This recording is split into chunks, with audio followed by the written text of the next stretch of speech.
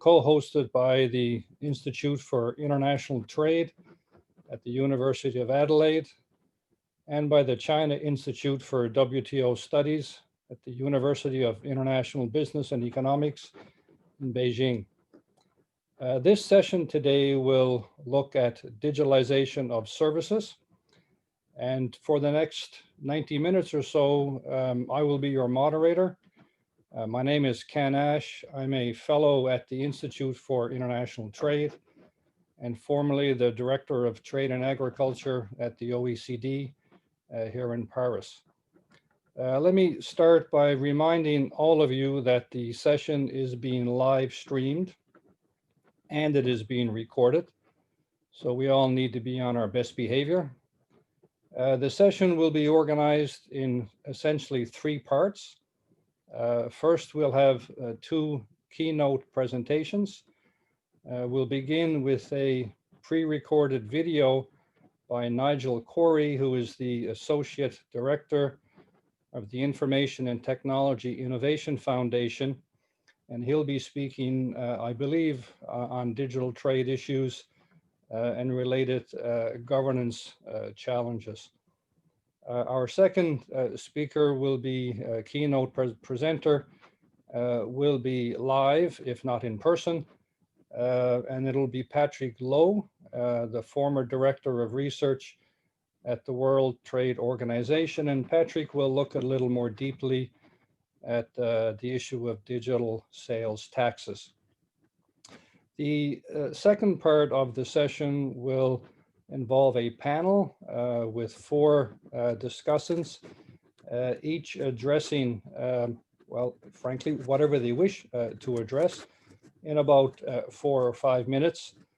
The first will be Lee Tuthill from the WTO, followed by Bernard Hoekman from the European University Institute, Pascal Cairnez from the European Services Forum, and finally, Elizabeth Bowes from Foreign Affairs and Trade in Australia.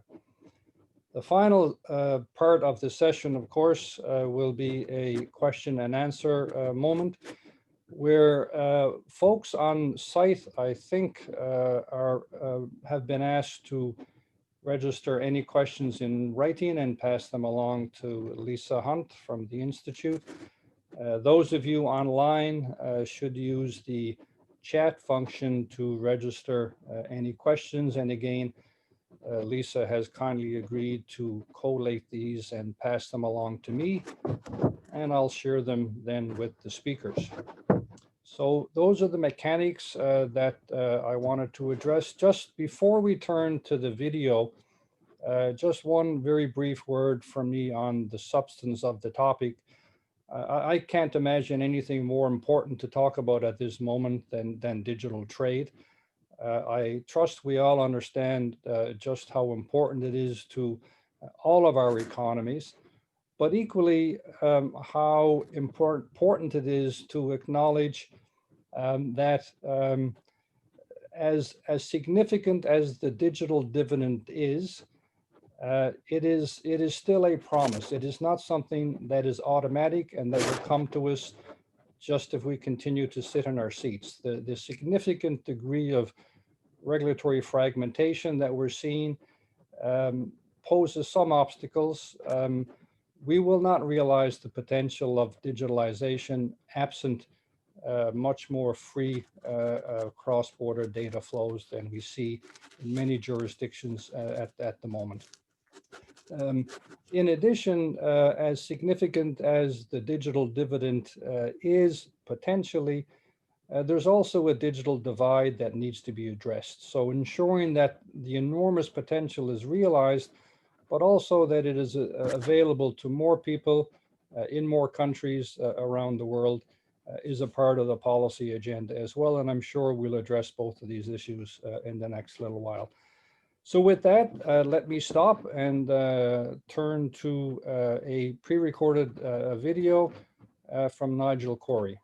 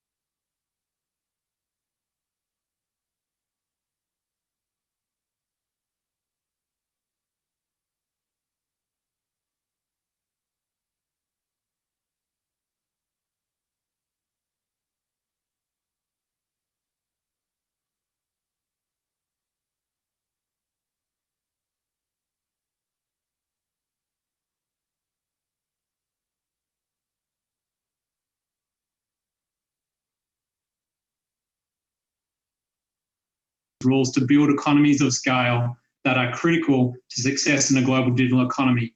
And this can't wait on multilateral progress, as the lack of regulation creates a vacuum that is being filled by new restrictions, many of which I see nearly every week.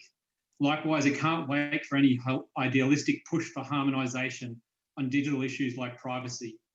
Third, new digital trade rules are much needed, but they're not enough and need to be complemented by proactive, early and broad engagement by trade negotiators, regulatory and other domestic agencies and other policymakers on new data and digital policy issues as they change, not putting greater emphasis on international implications and international cooperation and principles early on, and instead trying to retrospectively deal with issues, as the EU tends to, just makes this goal, this effort, all that much harder.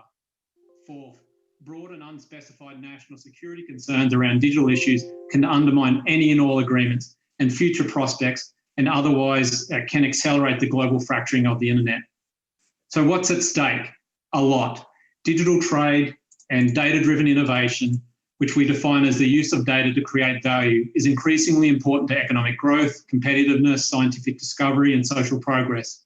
Technological innovation, such as cheaper storage, faster computing, better algorithms, has made it easier and less expensive to collect, store, analyse, and transfer data and digital goods and services for people and firms around the world. Businesses use data to create value, and many can only maximise the value of this data when it can flow freely across borders, while obviously still managing and protecting that data as per local laws, so that these rules essentially move with the data.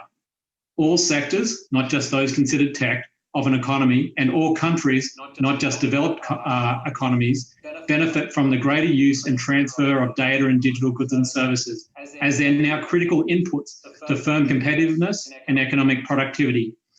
Within this debate, there is a need for precision.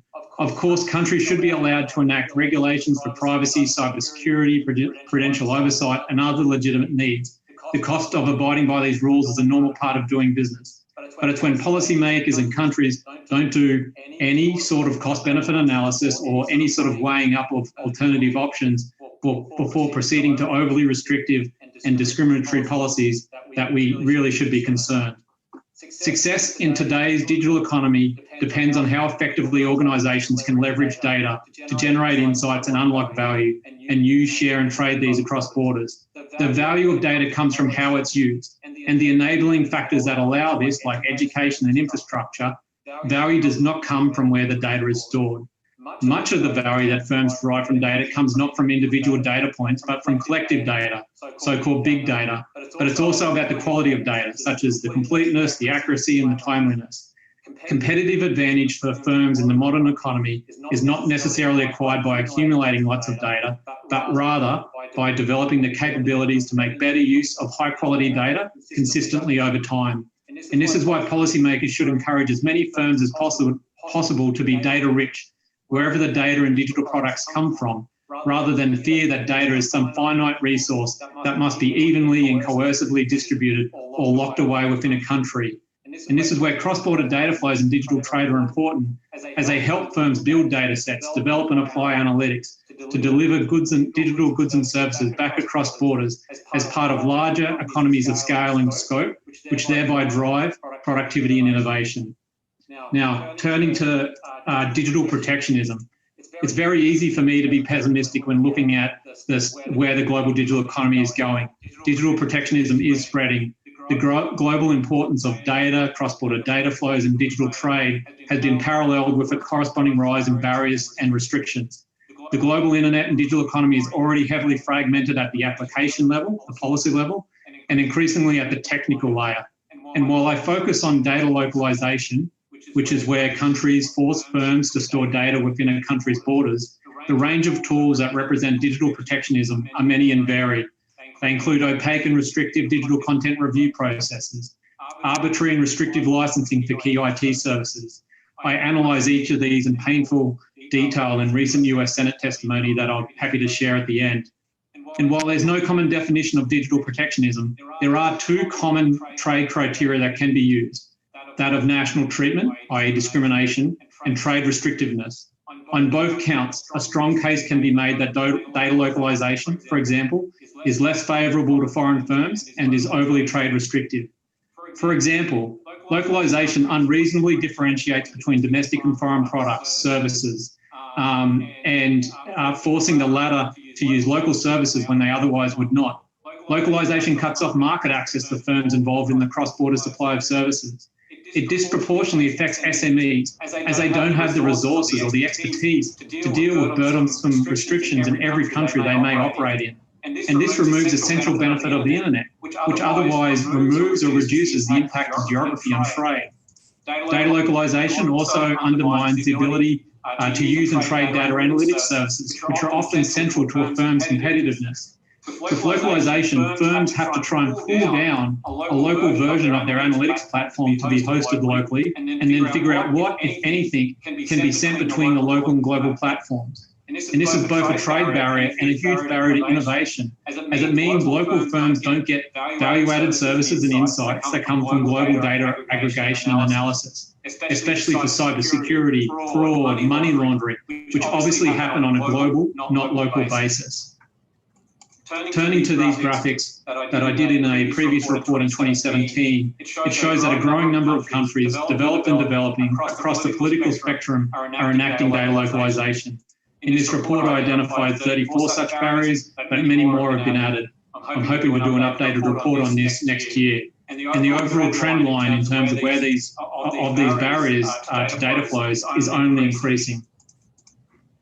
Obviously, personal data is a common target. For example, Australia retains a misguided localisation requirement for health data, but it's much broader. Financial, accounting and tax data is among the most restricted forms of data. New Zealand requires localisation for accounting data. And some of these requirements are simply due to outdated pre-internet laws. Some are inadvertent in that policymakers unintentionally enact them. And so they sort of represent this lack of a broader analysis. However, in many cases in China, India and elsewhere, it's much more recent and explicitly targeted.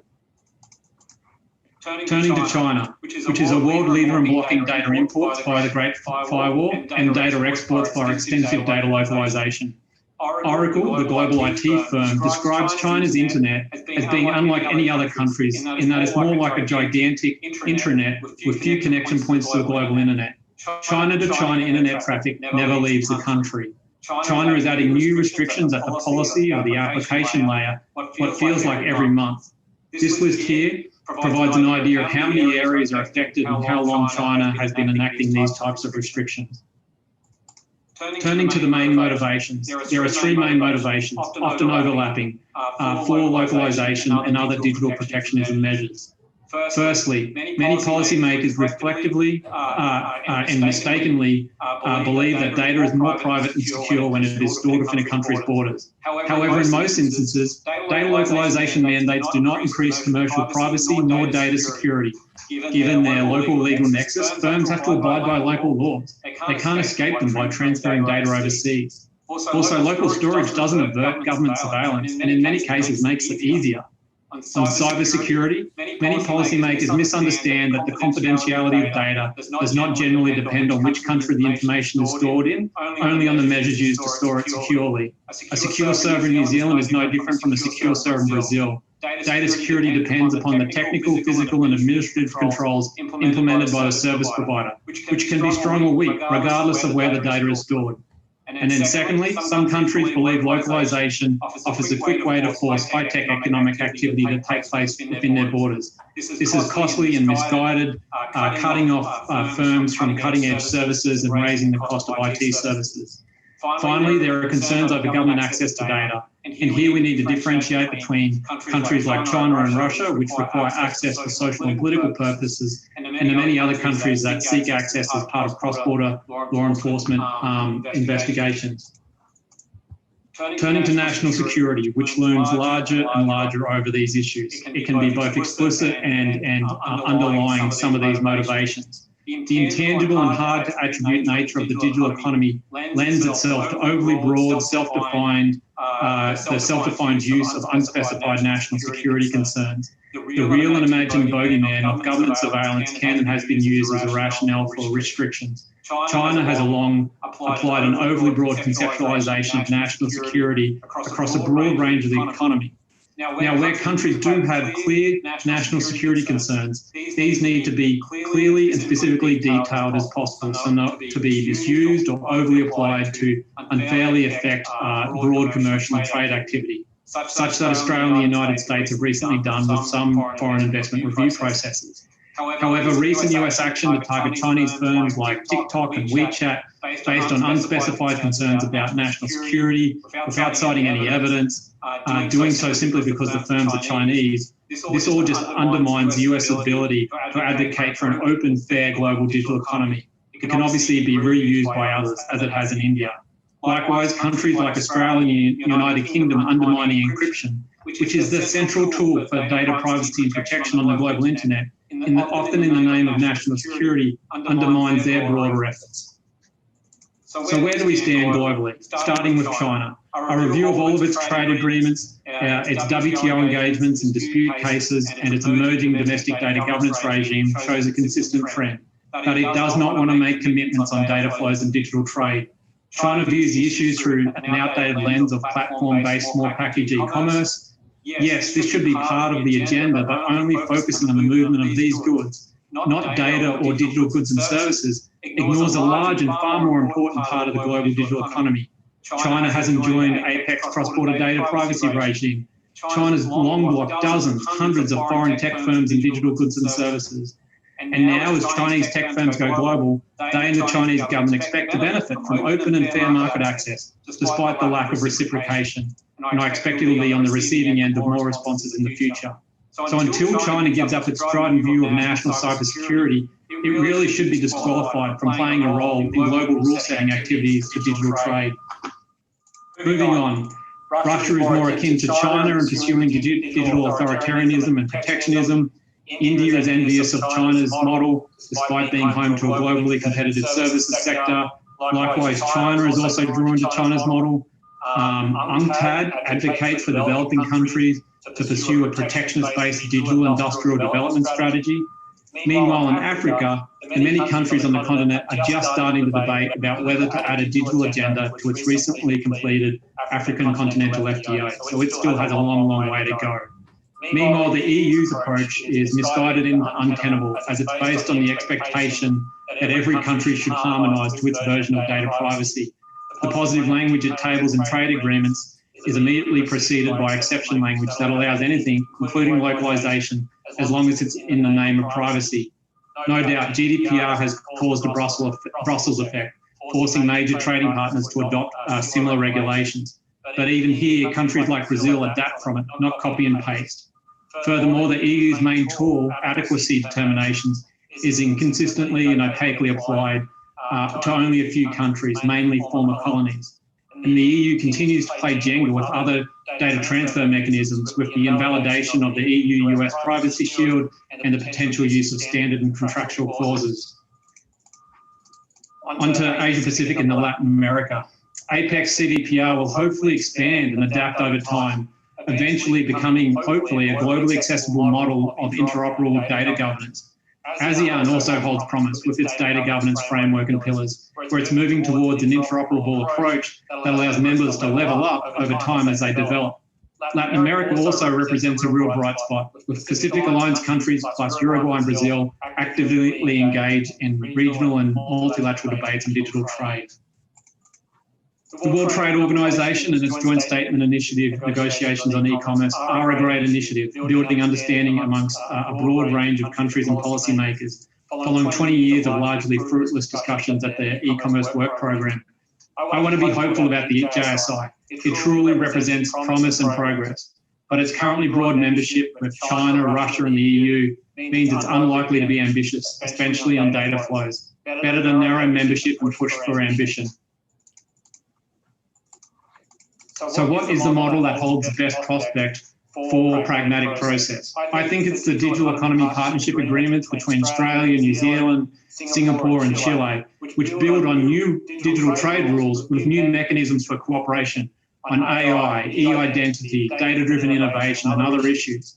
However, I recognise that soft commitments and cooperation are a dime a dozen in trade agreements. They need to be operationalised and brought to life to add value. And this is what I hope these countries will do and prove next.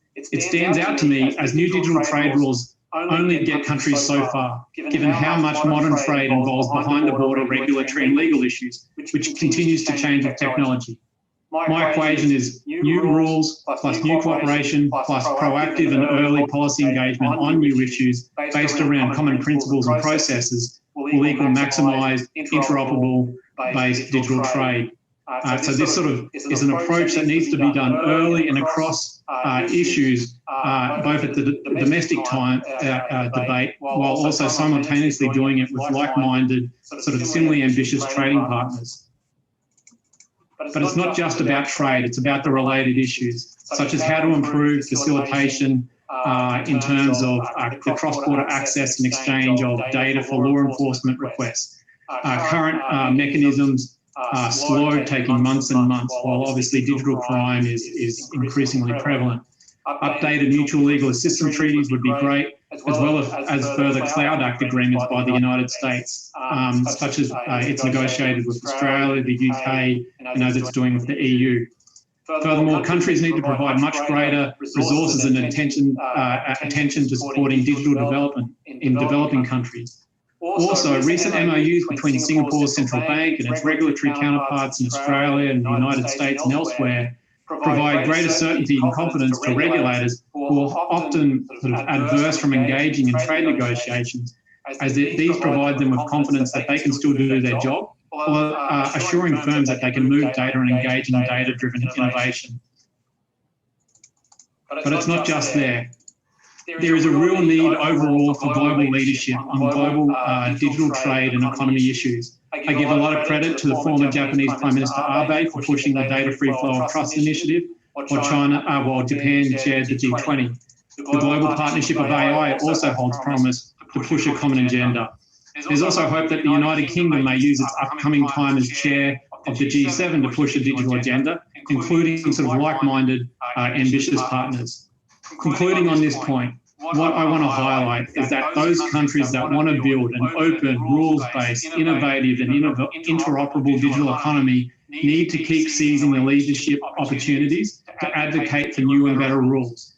Unless they do, the vacuum created by the current uncertainty or lack of rules at the WTO and elsewhere, and the lack of leadership, will we continue to be fueled by countries enacting a growing range of restrictive measures that undermine the potentially transformative impact that data and digital tools can have for people and firms around the world. And with that, I want to highlight a range of material that I've mentioned that I'll ask Jane to share. Otherwise, you can please email me and I'll share it with you.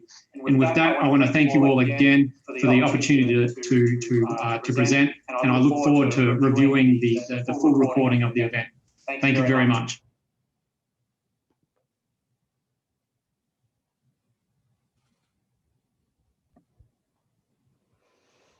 Okay, so I know there were some technical difficulties for at least some of the attendees online to hear the presentation at the beginning, and there was a slight echo throughout, but hopefully the messages were communicated. It was quite a comprehensive review of the landscape, and one of the issues I hope we're able to spend a little more time on at the latter part of our session today is this issue of where to from here.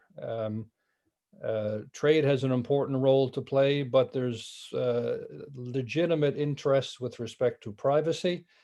There's legitimate interests with respect to security, as well as legitimate commercial interests. So finding the balance between all of these different objectives that governments have will, of course, be important.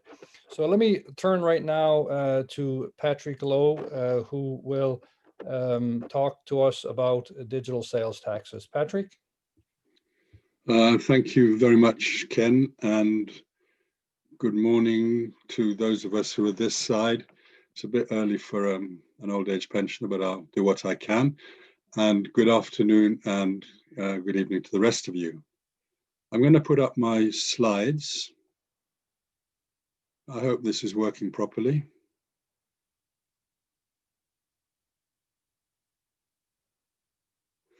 So what I want to talk about is, well, a little bit about the rise of the digital economy, but I don't think that's news to anybody. And then to get on to the tax questions. Sorry, Patrick, if I could, we can't see your slides yet. You cannot see the slides. That is a problem. I don't know how you can fix that from my side. I've put them up. Let me just try again. Hang on, sorry about this.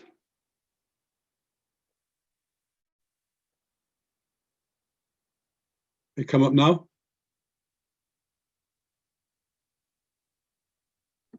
Yes, that's better. We can see your full screen. There you go. Now we can see it. That's perfect, Patrick. Go ahead. Excellent. Apologies for that. So what I want to talk about is the rise of the digital economy.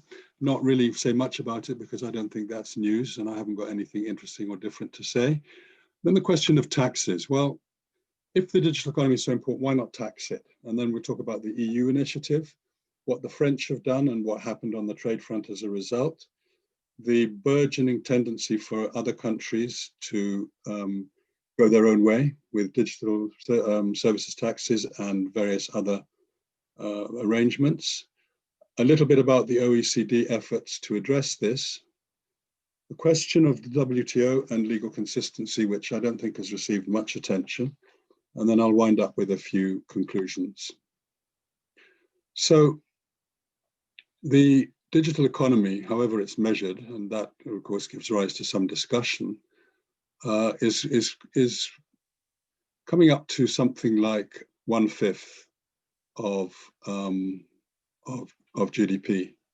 It's growing 2.5 times faster than GDP.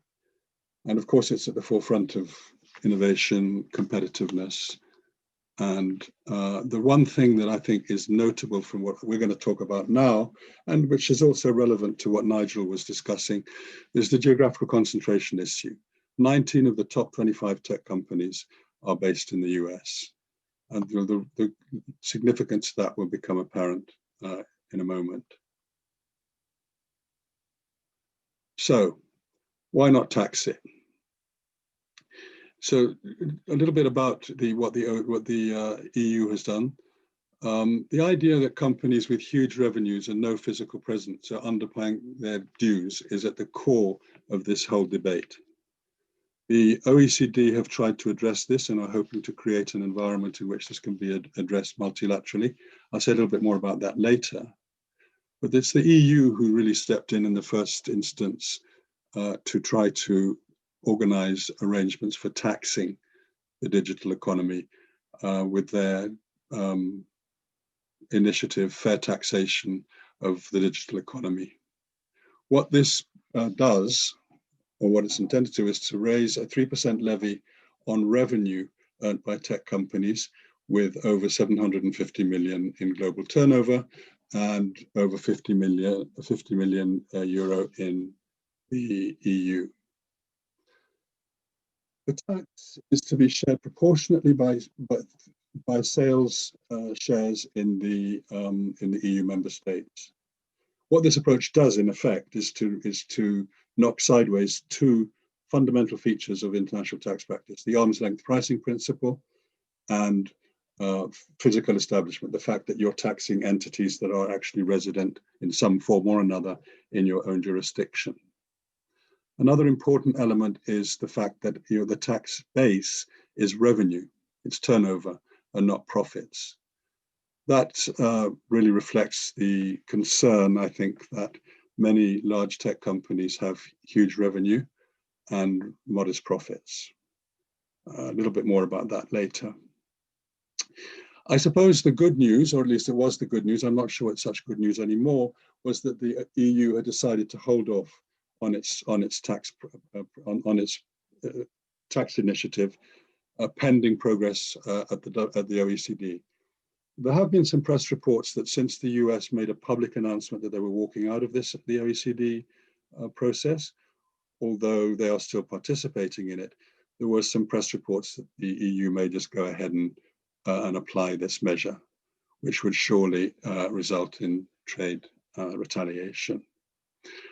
Anyhow, notwithstanding the French position, the EU position, in July in 2019, the French introduced their own digital services tax based largely on the EU scheme. The only really big difference, or it's not a very big difference actually, is the turnover threshold of 25 million euro for France. The US were not at all happy about this, and they initiated a Section 301 action under the Trade Act of 1974. And the outcome of that was an award of 1.3 billion in retaliation with tariffs of 25%. There have been the products that would be affected have been identified. Among the US arguments, and this was by no means all of their arguments, but the core of it was that the French measure was discriminatory both in intent and in effect. In intent, because it was quite clear from the whole conversation that this was aimed at the so-called MAGA companies, Microsoft, Apple, Google, Amazon. And this was reflected in effect through the size thresholds plus the selection of particular sectors of the industry that were going to be taxed. But again, France and the US agreed to hold off on this pending the outcome of the OECD exercise. In other words, bowing to the possibility that we could have a multilateral solution to this. But that deadline that they had of end 2020 for the OECD to get their act together, and it's not surprising they haven't, by the way, because it's a highly complex structure that they're working on. The delay was extended to 2021, mid-2021, and the French have said that they intend, in the light of that, to go ahead with their tax, in which case I imagine that the United States will go ahead with their retaliation, and we'll start to see the beginning of what is a major problem, in my view, for the world economy, if we start having unilateral tax schemes being put in place and trade retaliation and counter-retaliations following. So there are some 28 other jurisdictions as we speak that have instituted or are contemplating other similar tax arrangements. Amongst the EU members, you have that list that's there. Others, quite a wide range of countries, so they're listed there.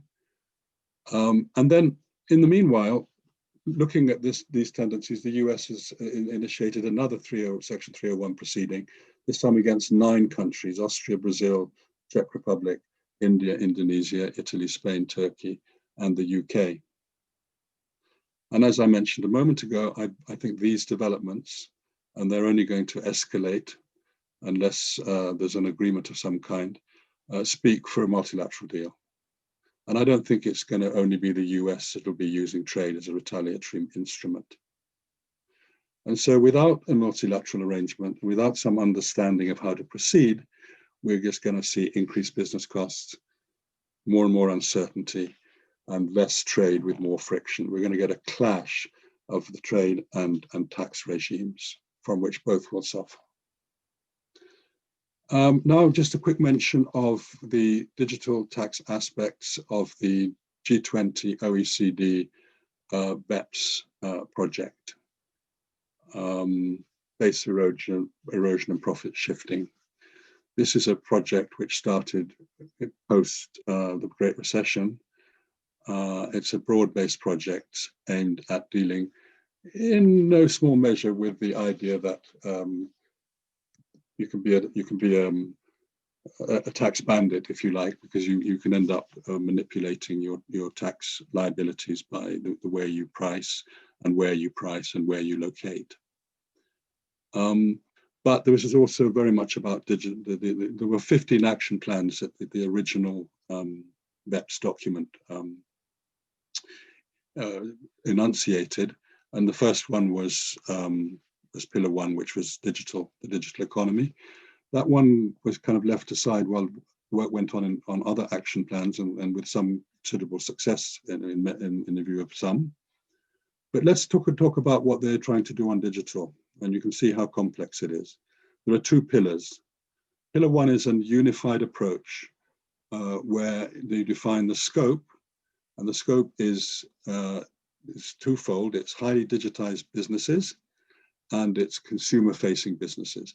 The discussion of who fits into the category of consumer-facing businesses is still a little bit up in the air, to say the least. There's a new tax nexus explicitly established between consumers and businesses without a physical presence. It's necessary to do this because the tax base is revenue, whilst the tax objective is profits, and therefore it's the service suppliers. So the physical presence issue obviously becomes relevant. The new profit allocation rules go beyond the arm's length principle, and so it doesn't really matter what the ownership relationships are. The nexus addresses that. So there are new tax mechanisms, and here we get into some pretty complex territory. There are supposed to be 3 amounts.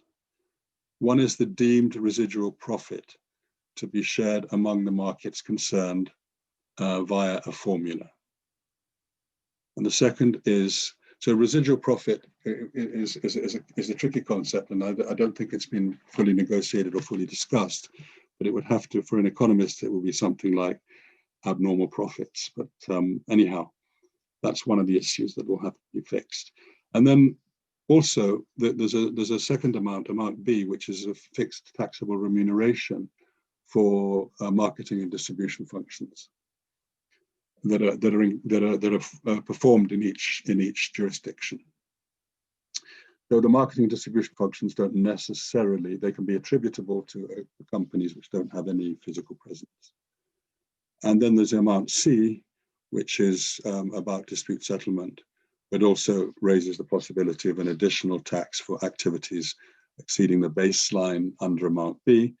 This definitely hasn't been agreed, even if there's, so that one is certainly still out there for further discussion, but actually shows everything else as far as I can see. Then you have Pillar 2. Pillar 2, it seems to have caused, there's probably perhaps less disagreement over Pillar 2, which doesn't mean that it's all agreed, but what it actually does is to establish a minimum tax rate to discourage firms from tax planning, international firms from tax planning. And what they're organizing, trying to organize under the OECD framework is a global anti-base erosion proposal, which is very similar in many ways to what the United States has already done in their 2017 US tax legislation, the GILTI mechanism, which fulfills a similar function. I think the 2017 legislation was in some ways influenced by what was going on in the OECD in those discussions. Pillar 2 also includes a tax adjustment mechanism in cases where sole reliance on the minimum tax rate creates skewed incomes. Well, that's kind of catch-all. Again, it will need some kind of clarification, and it'll need to be made more specific. There are numerous decisions that remain, and there are a number of concerns with the BEPS exercise. The risks of discrimination through scope limitations relating to the entities that are covered and the products and the activities that are covered by the taxes. There is also some disagreement over potential phase-in plans for different elements of the proposals. Some countries want to start with the large multinational digital companies and go on to the business-facing enterprises later, and that isn't necessarily something that everybody will agree to. There are also complexities, lots of complexities and possibilities for inconsistent interpretations, which would need to be ironed out. And I think there's also a general concern that the complexity of this system will raise costs in a non-trivial fashion for firms and for tax administrations. So this thing is still up in the air, and we just don't know quite where and when it's going to, what it's going to look like. And I think that is something of a worry for many of those concerned with the alternative, which is a free-for-all and unilateral tax behavior. The other question then is, what about the WTO and legal consistency? Well, the WTO isn't very explicit on any of this. traditionally the WTO has pretty much kept away from tax matters. The only taxes that they explicitly deal with in the WTO are tariffs, and after that, tax behavior is fundamentally regulated to the extent that it is regulated by non-discrimination principles of the most favored nation and national treatment. So actually for this, because these are services, most of what we need to analyze in the WTO context is the GATS rather than GATT or the intellectual property agreement. Not that they're irrelevant, but the core of the action is GATS. And there is a distinction we need a distinction between de jure and de facto discriminatory behavior or discriminatory outcomes. If it's a de jure one, it's probably more straightforward and it'll probably be an infringement of MFN or national treatment. The challenging issue, and this is a deeply challenging issue, and it always has been in the GATT WTO, is the de facto discriminatory outcomes. And here, the concept of likeness is absolutely key. It refers to services, because the GATS agreement refers to both services or covers both services and service suppliers. The fact that the DST, the digital service tax, focuses on profits, likeness is mostly about suppliers, not about products, mostly, but not exclusively. Things like thresholds, size thresholds, but also from the point of view of what they supply. In other words, not the suppliers, but the services. Likeness is also important for the relevant market considerations.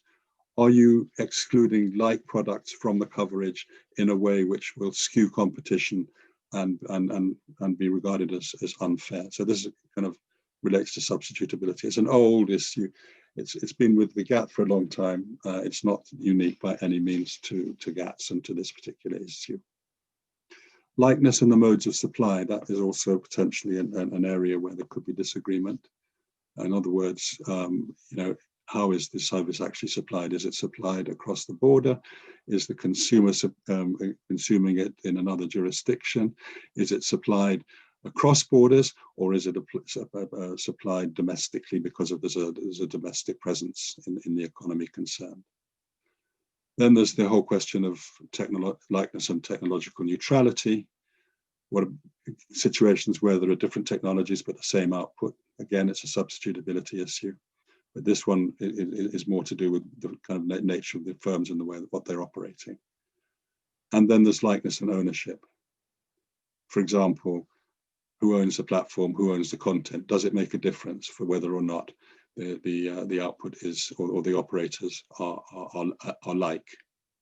And then even when you've got a likeness determination, whether it's there is or there isn't likeness, you have to also look at this notion of less favorable treatment. In other words, that's very much an outcome, specific outcome judgment on whether or not the way things are designed or the way they operate it does result in less favorable treatment. And then another big issue for the GATS is there's nothing really in the GATS about jurisdictional competence. In other words, does it reach over and out of specific jurisdictions? Can it be extraterritorial? Another big question. So the pillar 2 discover, as I mentioned before, sorry, I'm going backwards. I'm going to conclusions. Excuse me for that. If we don't have a multilateral tax regime, I think we can make similar arguments to the arguments most of us would make if we didn't have a multilateral trade regime. I think there's an equivalence here which helps us to think hard about what the consequences are of not having international cooperation on taxes. And the absence of that will be a cost and conflict-laden, uncertain world, which is lose-lose all round. I think that's pretty evident. It would be useful, I also think it would be useful to clarify and develop the WTO stance on the digital economy. And digital service tax related issues maybe could be taken up in the ongoing work on e-commerce. Now, this was mentioned by Nigel, the joint statement initiative on e-commerce. So I think that would be definitely something worth thinking about in the short term. And then one other idea, and I haven't heard this discussed much, it's sometimes mentioned in passing, but is there a simpler way of dealing with this problem by shifting the emphasis away from profits tax and to output tax, to a tax on revenue, to a tax on sales? It would be a sales tax or a VAT instead of a profits tax. My way of thinking, this would be legally more straightforward because there are fewer likeness questions. It would be less prone to protectionist design in terms of coverage, because you've only got one dimension to worry about in coverage. And scope issues would be more straightforward as a consequence. And there would be less to negotiate. Now, I don't know whether these ideas are heretical. I don't know how they would fit with what the OECD is doing. There may be ways of introducing a more prominent role for these kinds of taxes, for indirect taxes, as opposed to an attempt to tax profits on the basis of sales. But I leave those thoughts with you. I have no answer, and I expect some people in the audience probably have a better idea than I do of what their answer might be. So with that, thank you very much.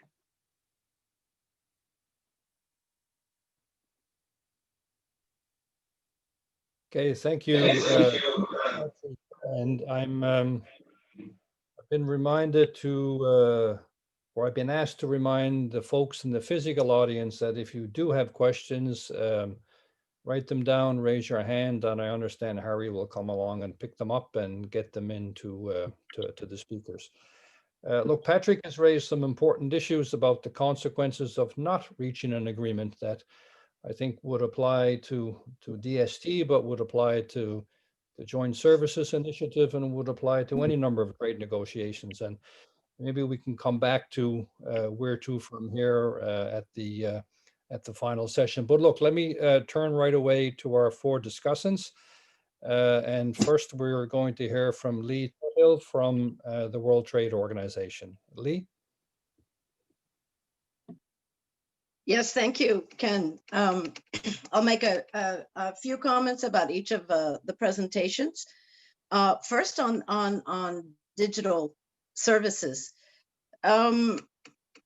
What's going on in Geneva? First, for months now, the process in Geneva has what we call the Joint Statement Initiative process has actually been down in the trenches negotiating text. How is that coming out? I could most simply summarize it as we're looking at texts that in many ways are TFA plus, ITA plus, and GATS plus. I've looked recently at, I've been very impressed with the text of the Digital Economy Agreement between Australia and New Zealand, Singapore, and Chile. In many ways, it's something that is very much like something I would like to have seen or like to see as an outcome at the WTO. But what has happened is people are proposing bits and pieces of many of their pre-existing e-commerce chapters of RTAs, and negotiations are sort of going that, this was my text, let's look at that, and this was my text, and they're haggling over, well, you use this word and we use that word. In that sense, I wonder if introducing some of the aspects of the digital economy agreements, if they're a little too late, we don't know. Generally speaking, I'm pretty optimistic about the negotiations. We have 86 participants from all levels of development, which I think is very impressive. Also because everybody is really pretty positive and constructive. And the biggest problems, I think, as Nigel pointed out, are between a couple of the big players, unfortunately on a couple of the biggest issues like data flows. And so everyone else is waiting for to see where the chips fall in this respect. Finally, I think discussions have not taken place on our architecture. We're sort of thinking about that internally in the WTO quite a bit. And I must say, from the point of view of those of us who work on the GATS, we're very concerned about relationship between the provisions being talked about, relationship and the GATS. Because there's quite a bit of overlap, and we we look forward to seeing some discussion of relation to existing provisions that already cover many of these things to some degree or other, and the architectural design that's going to come out. Now on taxes, as an e-commerce or IT person, I've been looking at the VAT or GST developments on e-commerce for quite some time. I think one of the first regions of the world to look at that was the Europeans. The Commission started with experimental initially years ago, coming up with a way to tax e-commerce.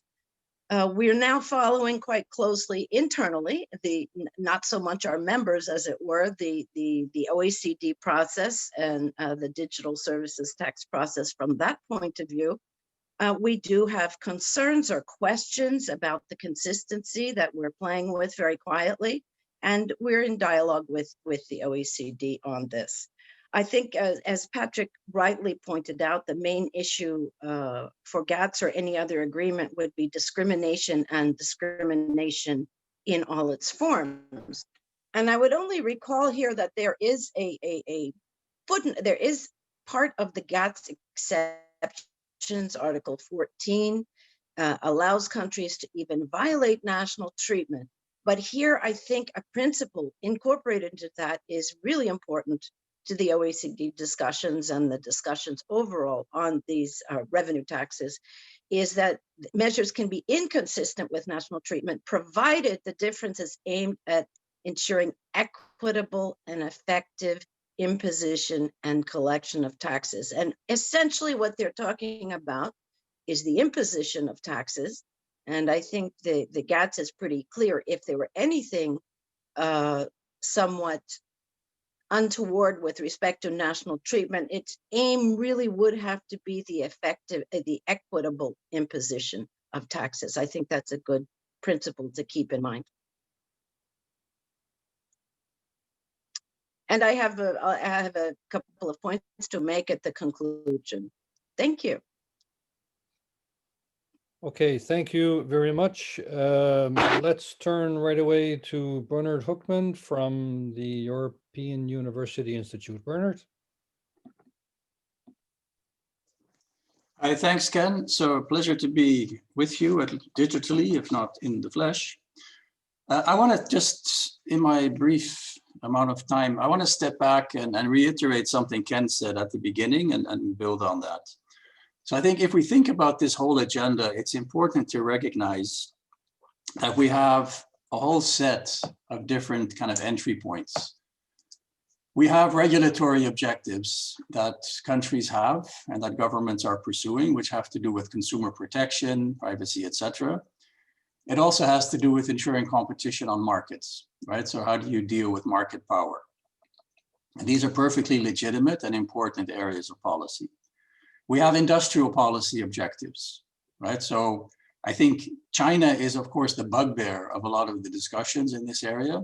But the fact of the matter is that China has been hugely successful in developing titans in this industry. Now, yes, it's all behind a wall, but nonetheless, Patrick mentioned we have 19 of the 25 largest companies who are American. I assume a good chunk of the remainder are Chinese. Right, so I think we need to take this industrial policy issue seriously, because that is something that is driving a lot of what governments are trying to do. And I'll come back to that. Third element is national security, right? That was mentioned by Nigel. It's an important issue area here.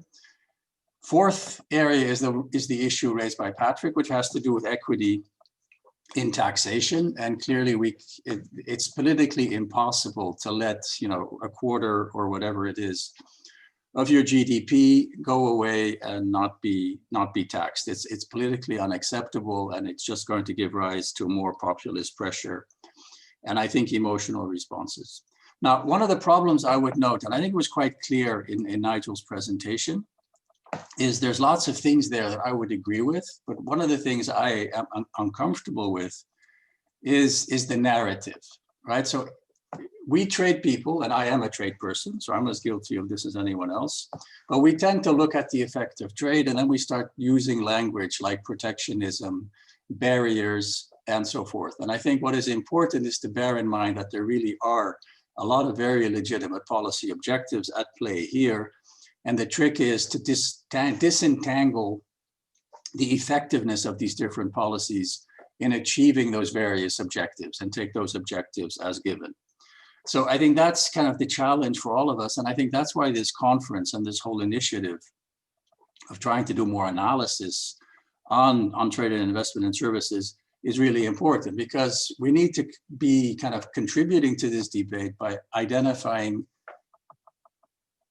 alternatives and approaches that are actually effective in achieving these objectives, right? And in a sense, this is embedded in the language of the WTO in terms of necessity to do something least trade restrictive. But I think we need to do much more. And I think this is me speaking as an economist. And I think this network is largely involving economists, is to actually identify where is that the case. So there's two questions here that I think we need to kind of come and address. One is, what is good practice? So if we take all these objectives, whether it's regulatory, whether it's industrial, whether it's competition, whether it's taxation, what actually makes for good practice?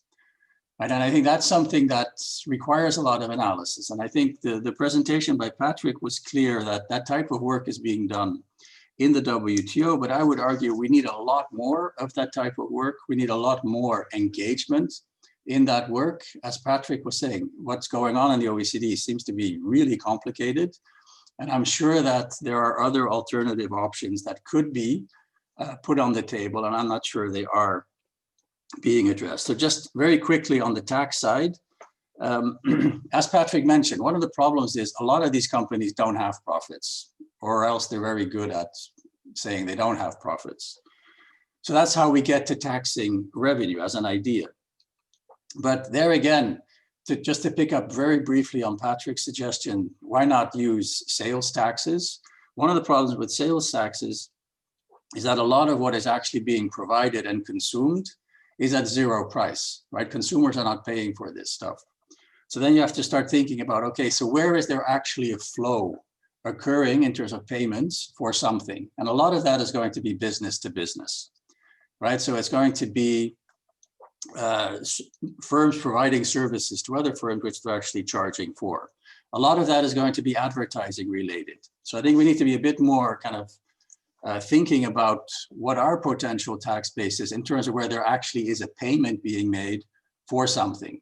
So I would argue against the sales tax idea because one, that would hit consumers. Two, it's not clear that consumers are actually paying for a lot of this stuff. Another alternative would be to think about the assets, right? So one of the reasons a lot of these firms make very little profits is a lot of that money that they're making is actually reflected in the stock price. It's reflected in stock-based compensation. So essentially it's an asset wealth story.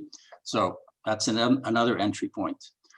A third entry point is to think about taxing the flow of data, right? And this is of course something that has been in the GATS context for a very long time, right? And initially there is this moratorium on doing this. But again, you could say, given that we don't really know what's being paid and whether something is actually being charged for, tax the flow, right? So again, and all these are issue areas where I think we need to have and do a lot more analysis in terms of how you would actually, is this feasible? What are the implications? So all of that ties into this question of what actually is good practice in an area. The second element I would emphasize that we need to do a lot more work on is identifying where the spillovers are of domestic policies, right? And how large are those? What can we do to minimize and to reduce those spillovers? And that, of course, is where a lot of these international agreements are going to be focused on. And here, I'd just like to reiterate the digital economy partnership agreements that were mentioned by Nigel and by Lee. And I think that is really a very good approach for a number of reasons. One, it's focused on this question of what actually is good practice. Number two, it's designed to be modular. And I think one of the kind of really innovative ideas there is to say, well, we don't need to do everything all at once, but there are bits and pieces where we can actually potentially negotiate a deal among a large number of countries to do something in issue area X. And I think that's where the joint statement initiative, that's where the WTO and an open plurilateral agreement actually comes into play. I think the third element, which is important here, is these are types of, and I think here I disagree with Nigel, who says, you know, all this soft law stuff is really not enough. I think it's really important because it encourages learning. It encourages dialogue among countries. And that's something we haven't had enough of.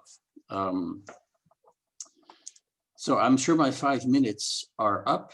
So let me stop there. One more thing on the adequacy. I think this is really important as well. The point Nigel made that adequacy arrangements are essentially kind of black boxes, political, arbitrary, is something, again, we need to do a lot more kind of engagement and discussion about, because I think that is a big problem.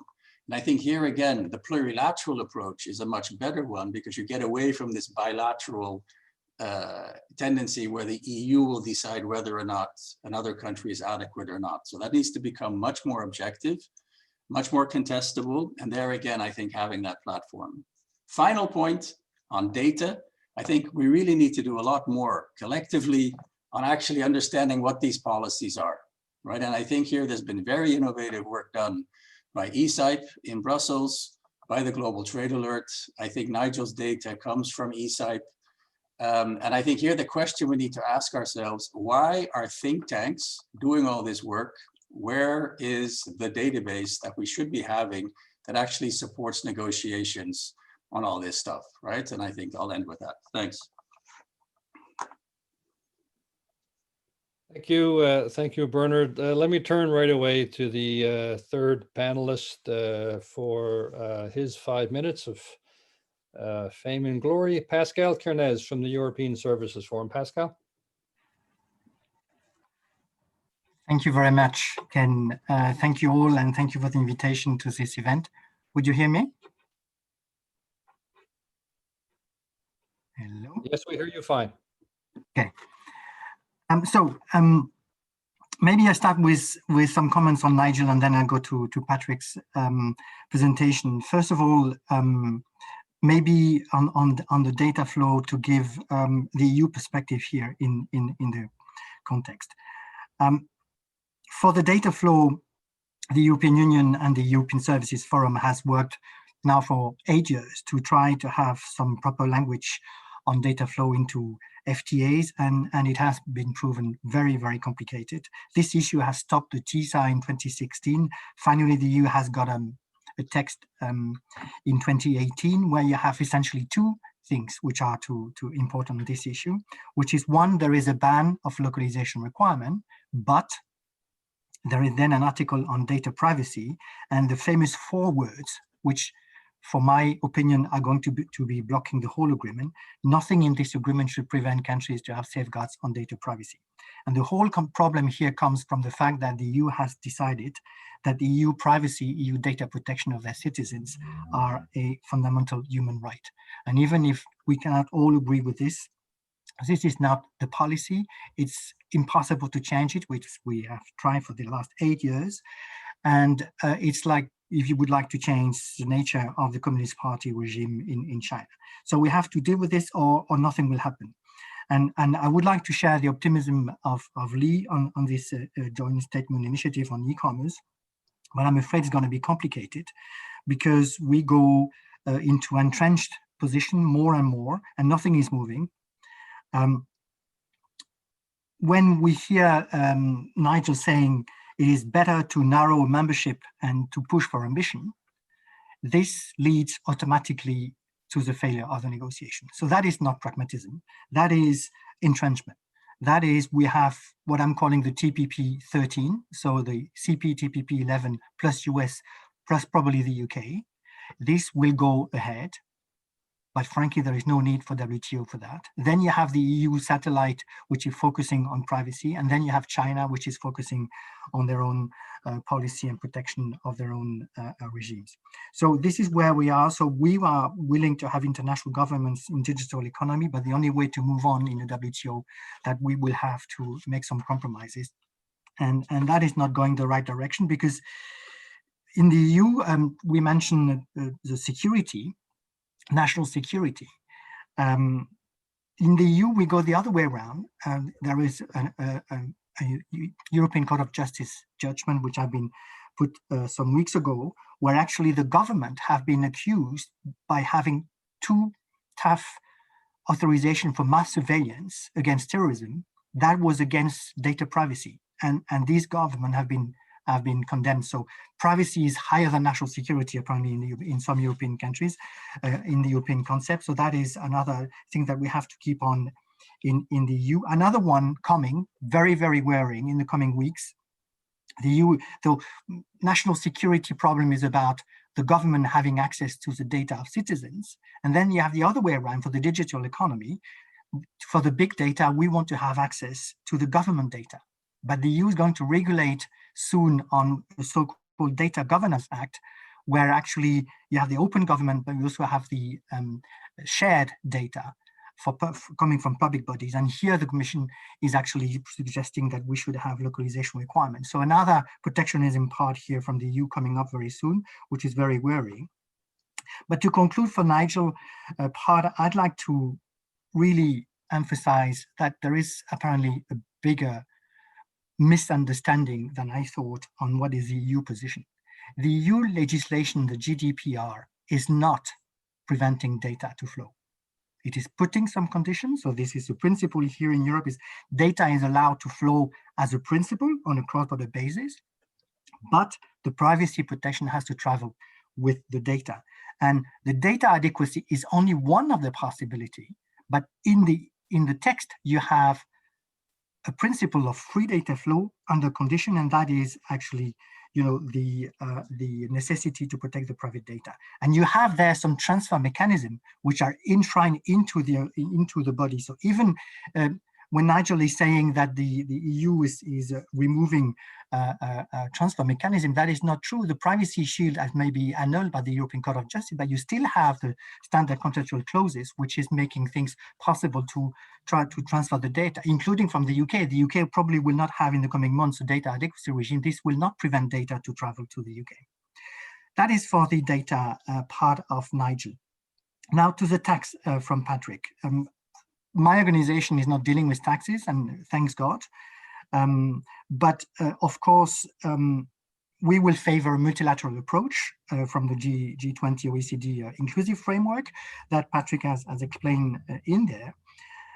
The fact that it has been, the deadline has been extended from end of this year to mid-2021, I think is good. But we have, as explained, the conflict of the Section 301 from the US against France and against 9 countries.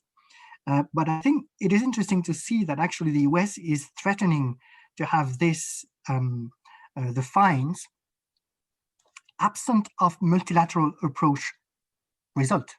But we need to understand that the United States have left the table, and therefore it is not possible to achieve a multilateral negotiation if you don't have the major country around the table. So, and that is what is very worrying to me, is that once again trade is a victim, because it is not going to be, it will end in a trade war, but actually this is a tax war, and trade is again taken as an hostage on this one. But I share very much what Bernard talked about, because if we look at this file from a bit a higher perspective, and let me say here the angle of the COVID-19 and the crisis on the economy recovery, what is absolutely clear that the state will need money. So that is one thing that we have to take in consideration in this discussion. And then, as Bernard said also, you have the social angle, where it is about the fiscal justice. And it is very, very complicated to explain to the small and medium companies here, which are closed under confinement and lockdown, that they cannot trade at all, while you have the multinational companies without physical presence, which are not going to be taxed. And that is for very complicated to explain on a political front. So I think if we don't have an OECD solution at some time, very unlikely, or very likely, but very worrying, is actually that the government will have to impose localization requirements so that they're going to be taxed on the country where they are doing business. So the tax and the fiscal issue would lead to possibly the same problem that we have on the digital trade, which is localization requirements. So I think that is also very interesting to look at. Maybe two final issues. As a question to Patrick, if I understand, the digital economy is conceived more as mostly about services, hence the link to the GATS. But if you look at what is really the digital economy today, you have the B2C, which is essentially e-commerce, where actually people are buying goods. So we provide a service related to goods. And if you look at the UNCTAD figure, where it is saying that 90% of all the trade crossing the world today are actually B2B, what are these? It's about machine to machine, it's about Internet of Things. So it is actually manufacturing sectors which are generating these data. So it is not only about the GAFA, it is about all companies now going to have generating many, many data. And I think that's going to be very interesting to look at also. I will stop here, Ken. Thank you very much. Thank you very much, Pascal. The final discussant from Australia's Department of Foreign Affairs and Trade, Elizabeth Bowes. Elizabeth, please.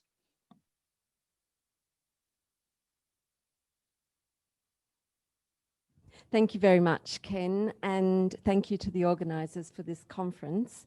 And really, thank you very much to former colleague and a colleague in Washington, Nigel Corrie, as well as Patrick Lowe, for their presentations, which really highlighted the increasing importance of digital technologies in and of themselves, but also to pick up from a point just made by Pascal, the fact of digital technologies to enable trade. And this enabling function of digital technologies is only going to become more and more important, not only to Australia's economy, but also to the global economy. This has been brought into even more stark relief, most recently, of course, during the COVID pandemic, and has prompted many countries around the world not only to accelerate digitalization, both domestically, but also as a means to facilitate trade when more traditional means of, for example, providing certificates of origin became impeded by the barriers thrown up by border closures and reduction in transport means. So we can really take the recent crisis as an opportunity to improve digitalization, but also then bring into stark relief perhaps what rules might be necessary to respond to the increasingly rapid rise of the digital economy. For Australia, as for many, robust international digital trade rules provide certainty, stability, and help build trust in the online environment, as well as by enabling innovation, interoperability, and growth.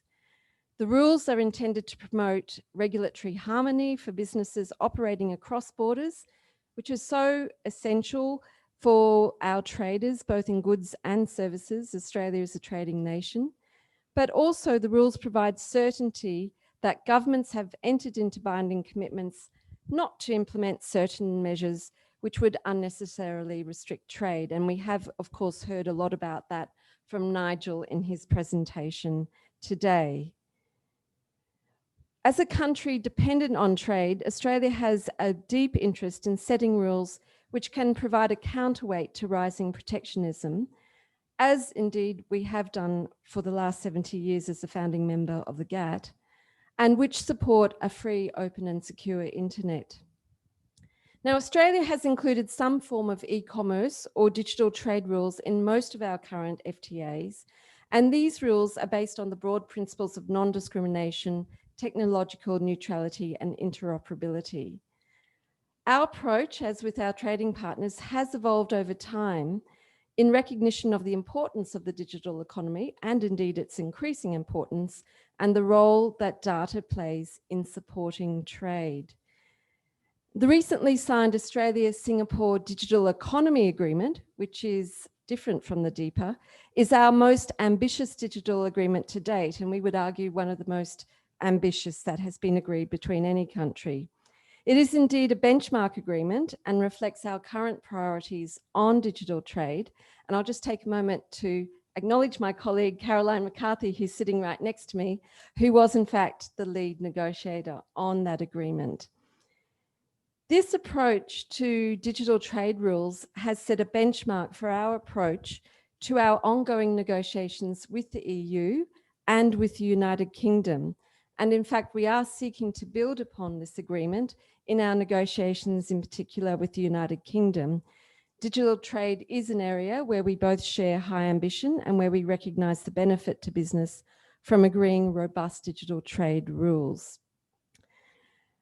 Now, Ken highlighted in his introduction, as did Nigel in his presentation, the importance of rules on enabling the cross-border flow of data for business and how these are increasingly central for all trade. Nigel also highlighted the costs posed by data localization requirements, both in terms of productivity and innovation, as well as impeding potentially trade in goods and services. We've taken this on board in developing our own modern approach to digital trade. And so our most recent agreements do include rules that enable the cross-border flow of data, as well as prevent data localization, where this is unnecessary and where these can be hidden forms of protectionism, but also impose high costs for businesses. We've also incorporated rules that facilitate trade. And I go back to my opening comment. These have been highlighted in particular during the COVID crisis. For example, rules that include the acceptance of electronic trade documentation, which does speed up the movement of goods and rules on the acceptance of e-signatures, as well as rules on e-invoicing and e-payments. And on these latter areas, we agreed rules for the first time with Singapore, which we think will ensure we have compatible systems and make cross-border trade easier. But there's also a very important principle that we also reflect in our digital trade practice, and this has been highlighted by Bernard. I would argue in rebuttal of Nigel, and I would also take a little bit of issue with what he said, and that's the importance of clearly defined exceptions to rules governing data to allow for government regulation that does maintain user trust in the digital economy. So exceptions relevant to privacy, secure handling of credit information, and requirements necessary for prudential oversight and stability. As Bernard said, these are legitimate objectives. The challenge, of course, is in defining these appropriately so that they do meet the objectives without unnecessarily restricting trade. But there is a need, including in the area of public health, and we've taken this on board. The Australian public attaches considerable importance to our Australian public health system, as we've seen through various FTA ratification debates, and it's no different in this context. As Nigel pointed out, technological change is ongoing, and treaty level rules only do go so far, and that is why, as he pointed out, it is necessary to establish frameworks for cooperation amongst like-minded partners. And that's why Australia seeks commitments for ongoing regulatory cooperation on emerging issues. So, for example, we secure or have secured cross-border coordination at the agency level, and this can help develop digital solutions to reduce or avoid trade barriers going forward. Indeed, the Australia-Singapore Digital Economy Agreement was also accompanied by a number of MOUs that help set in place this cooperation framework, including formalised agency-level collaboration on standards frameworks for e-invoicing and commercial artificial intelligence.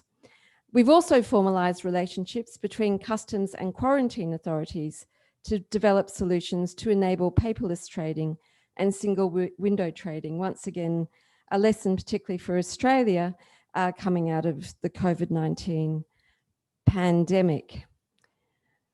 At the same time, not only is cooperation important, but so too is the development of standards and cooperation on digital standards. We recognise that applied properly, international standards can increase innovation, interoperability and competition, and through that increase trade. And so as a result, in addition to negotiating rules and standards in our FTAs, we also, DFAT, provide funding and support for the ASEAN Australia Digital Standards Cooperation Initiative. Finally, in terms of digital trade, we cannot help but recognise also the need, and here I do agree particularly with Lee and others, that a broader coalition of international members, international partners in developing plurilateral or multilateral approach to the issue of digital trade is by far the preferred approach. A narrow set of membership would or could only further the fragmentation of regulatory approaches, if confined, if that is in fact the only solution that is posed. So a complementary approach, as we've taken Australia, through bilateral, plurilateral and hopefully soon multilateral approaches, is by far the best way to ensure that the increasing challenges of the digital economy and the potential benefits are realised for the good of the global economy. And just very briefly in relation to Patrick's presentation on digital services tax, Australia is a participant in the OECD initiative, and we do see a multilateral solution as being by far the best solution for many of the reasons that Patrick set out. And I would highlight that while publicly the US might have indicated it was pulling out of talks, the US has in fact remained very engaged in technical discussions throughout 2020, and we do hope there will be a solution in the multilateral forum to address this issue, which is a very complex one, as has been highlighted in the presentations today, in the near future. Thank you very much. Thank you, Elizabeth, and thank you in particular for that final comment. As a no longer an OECD official, that saves me from having to make that slight correction as well. Look, if we had 30 more minutes, we could probably resolve some of these, issues that we've raised. We don't. We have 3 minutes, and I have at least 4 questions. I don't know how we're going to do this, so I'm just going to keep going until somebody turns off the technology. Let me just read the questions I've received, and more seem to be coming in. For Patrick, governments spend a great deal of time negotiating technology neutrality and trying to prevent forced commercial presence. Would you agree, Patrick, that digital services taxes potentially work in the opposite direction? So you think about that for a moment and decide how you're going to answer it in less than 6 seconds. Another question for Patrick, I believe, if I can find it here quickly. The focus on taxing profits comes from concern about rents, which digital companies are earning. A profit-based tax is complex, but it doesn't really solve the problem, which is competition. So is there not, therefore, a prior step, which is cooperation in the application of international cooperation and the application of competition policy? And a question for Bernard. The idea of taxing data flows is scary. That's in capital letters, by the way. Most services trade people accept that the GATS applies to data flows, but it seems we need the JSI on e-commerce to confirm this, and including by encompassing the UN, the WTO, and IMP definition of digital trade. Would you agree with that? And a question for Elizabeth, to which I will add my own question. Do you agree that before the JSI on e-commerce began, we had 20 years of fruitless talks in the WTO? And a very soft question, Elizabeth, which you can just let the clock run out on this if you prefer, but whether you have anything more to say about the RCEP agreement and what it might imply. or should we wait until it's signed? Which I guess is your preference. Okay, so can I turn to Patrick, then Bernard, then Elizabeth, and Lee? I know you wanted to come back, but there's going to be maybe 30 seconds by the time we get to you. So please, guys, super briefly. Patrick? Okay, on the technological neutrality question, I completely agree with you, but it seems to me, if I understand this correctly, what the whole scope question is about. You know, how far-reaching is the coverage, the activity coverage, the sectoral coverage, the entity coverage in managing this thing? But yes, I completely agree with you that there's a risk here. On rents and profit-based, again, it would be great if we could get international cooperation on antitrust. The signs of that going beyond comity have so far not been that promising. And it reminds me a little bit of why we're trying to tax profits. Why don't we just standardize tax rates? But again, these are really difficult things to do. So I can see that Ken wants me to be quiet, so I'll stop there. Thank you. We're gonna offer you the opportunity maybe to send in written responses or something. I'm joking. Bernard. Yeah, thanks.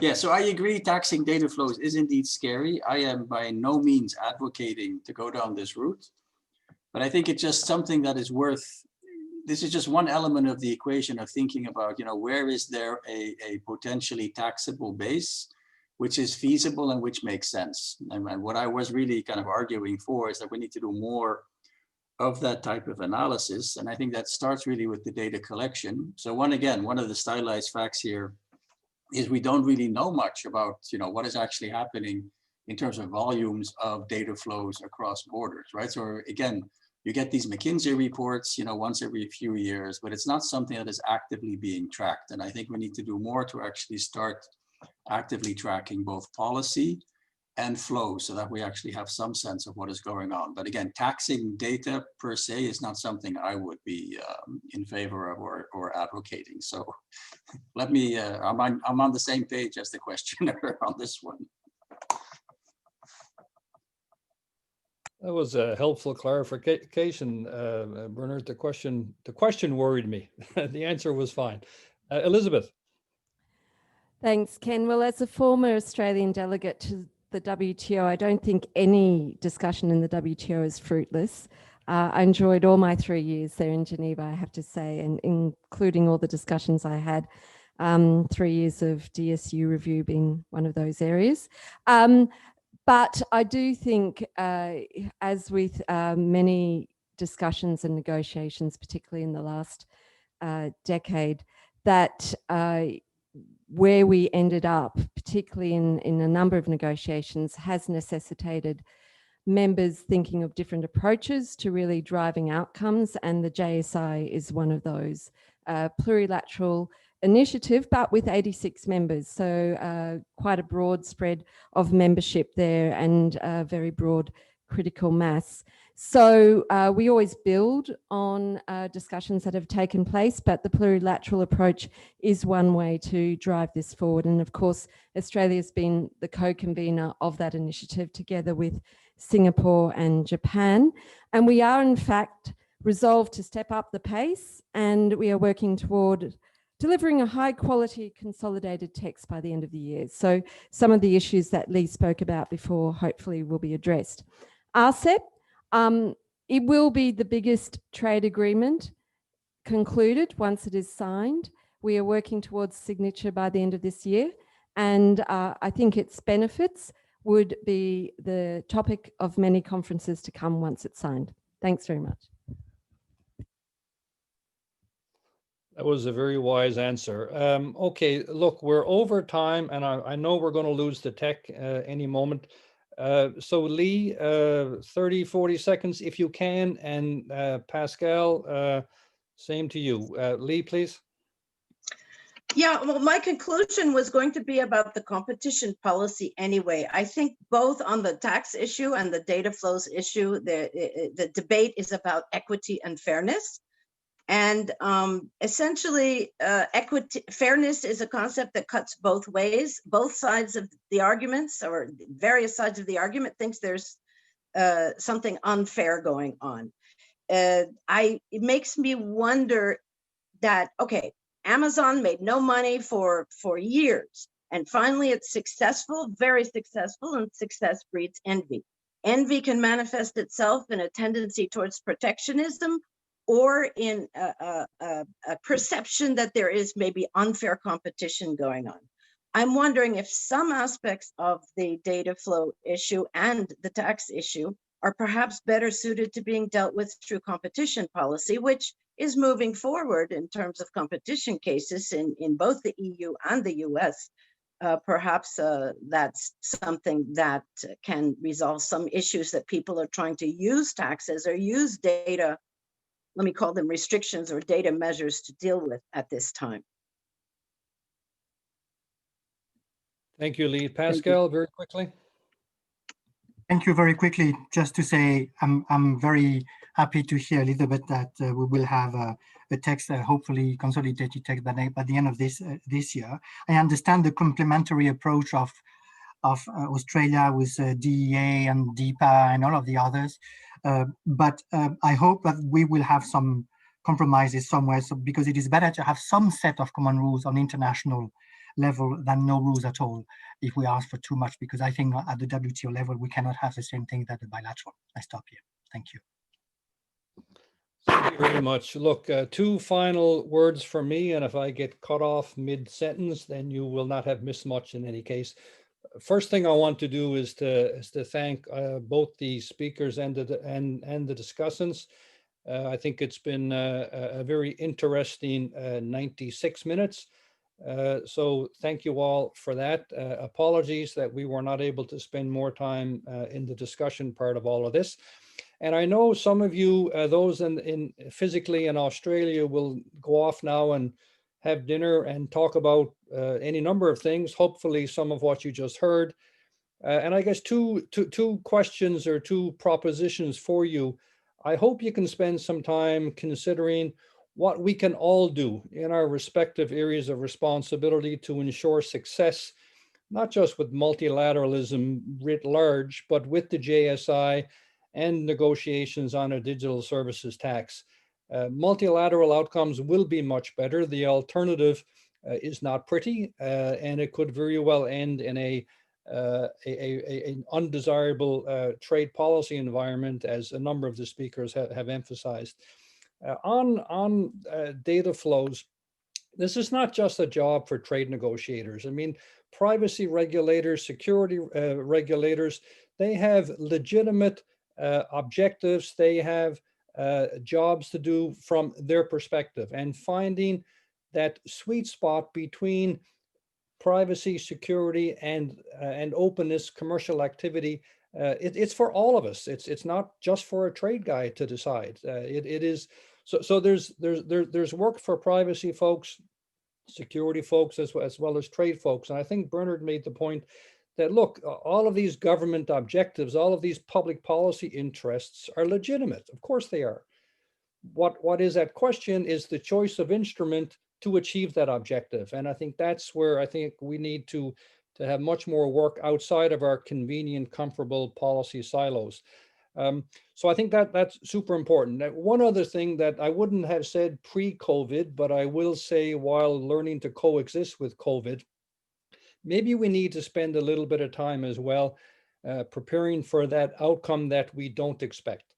What if there is not a multilateral agreement in the JSI on e-commerce? What if there is not an agreement at the OECD or elsewhere on digital services taxes? Do we have a plan B, C, D ready to go? Because it might be worthwhile to spend a little time on that. Look, with that, let me stop. A special shout out to Lisa Hunt and Jane Drake-Brockman for organizing this and for making it happen, and for both of our co-hosts. Again, thank you. Apologize to keep you 9 minutes over, and have a good morning, afternoon, or evening. Again, thank you.